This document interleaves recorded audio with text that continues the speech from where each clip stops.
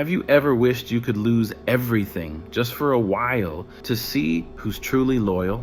It's a dangerous thought, but one that reveals the truth about the people around you. Because the reality is loyalty isn't always where you expect it to be. You can't predict it.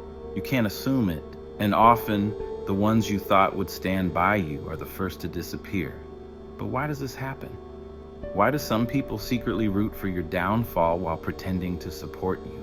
The truth is, it's not about emotions. It's about energy. Have you ever had a gut feeling that someone close to you doesn't actually want you to succeed? Maybe they act supportive on the surface, but something feels off. That's not paranoia, that's pattern recognition.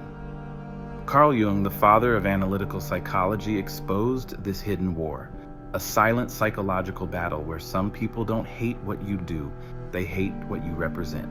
Your growth is a painful mirror, a reminder of everything they failed to become, and that reality eats them alive. But here's the real danger. Jealousy isn't just an emotion, it's a weapon, a silent, energetic force designed to make you second-guess yourself, doubt your abilities, and stay exactly where you are. And if you don't know how to protect yourself, they win. Most people will tell you to look for signs of fake friends or hidden envy. But recognizing them isn't enough, because once you see them, then what? Stay locked in, because I'm about to expose ancient psychological tactics that will break their influence over your mind forever. Most people think hatred is loud, yelling, insults, or fights, but the most dangerous form of hatred? It's silent. It hides behind polite smiles. It disguises itself as friendly laughter.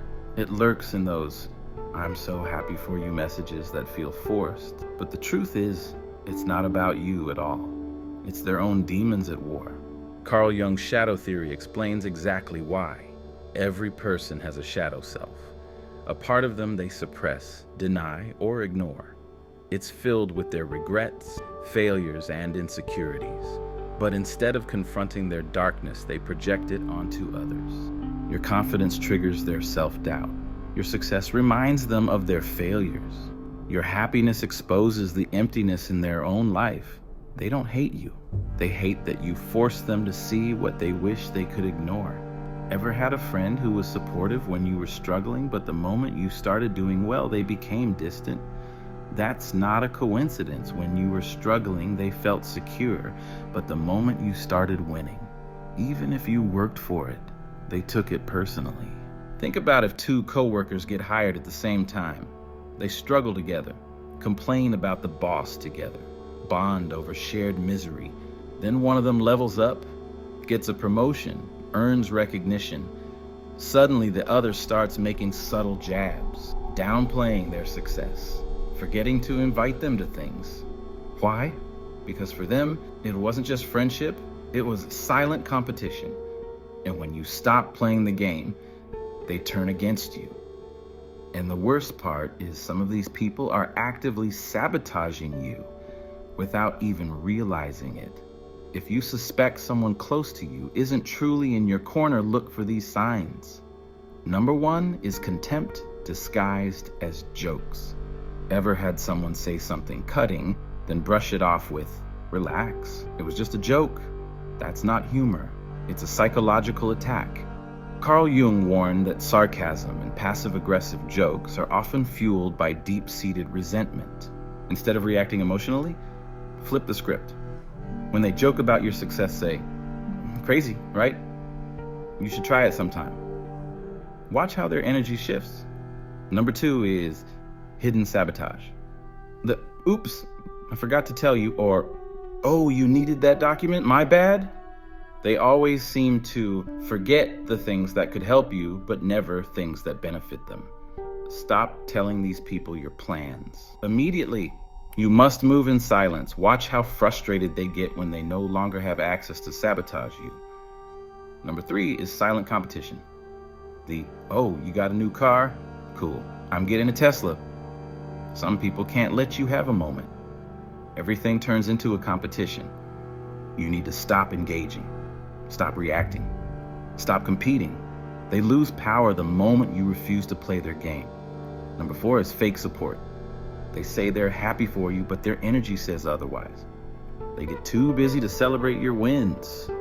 They downplay your success.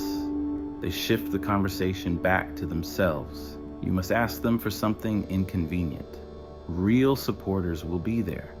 Fake ones will find excuses. Number 5 is control disguised as concern. I just think you should be careful, or I'm only saying this because I care. The translation is, I don't want you to outgrow me. Stop asking for permission. Make decisions without consulting them. Watch how they react.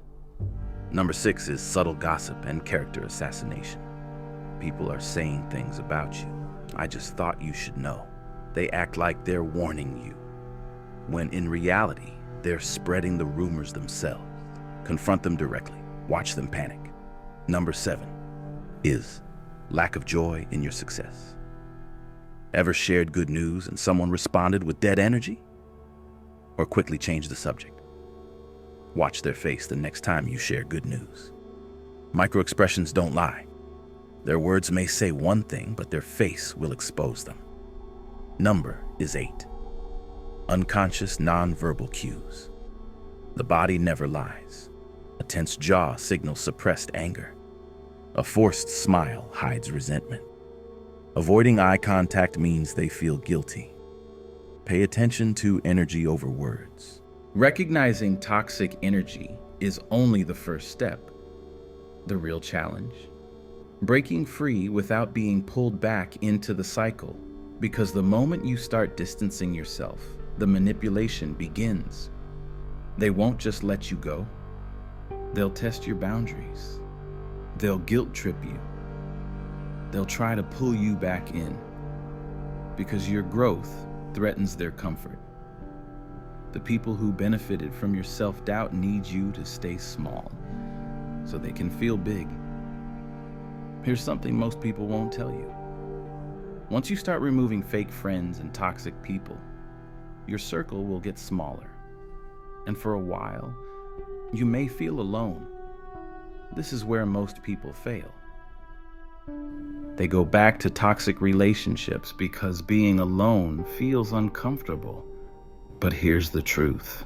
Isolation is temporary. Elevation is forever. The universe removes the wrong people before it brings the right ones. You just have to trust the process.